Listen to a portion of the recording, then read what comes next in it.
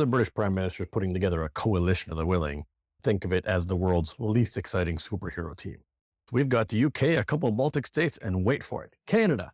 Canada's bringing maple syrup and politeness, like a group project where everyone's just hoping someone else does the heavy lifting. Who's next? Antarctica? They've got lots of ice, but definitely no votes. He had to conjure up a fancy label because slapping Europe on it would be like calling a pizza vegetarian when it's loaded with pepperoni. With all the flag waving and singing of Kumbaya, you'd think the whole EU was rallying behind this thing, except for Hungary, of course. Reality is less impressive. Less than half of the EU is on board.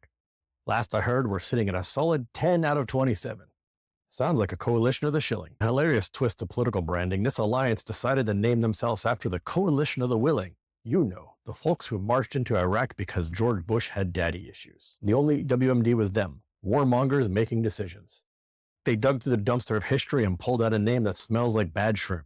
The original members were poster children for deception, a disastrous intervention that left over 1 million Iraqi lives in its wake. What's next for the coalition? Toxic Avengers? Spend game? Gotta hand it to them. That's some bold marketing. The Downing Street memo was like a reality show elimination twist. Surprise! Turns out MI6 and Tony Blair were in on George Bush's con job the whole time.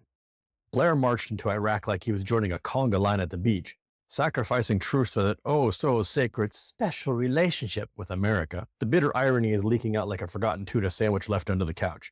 Britain leading this zombified coalition of the willing like a latest dance craze.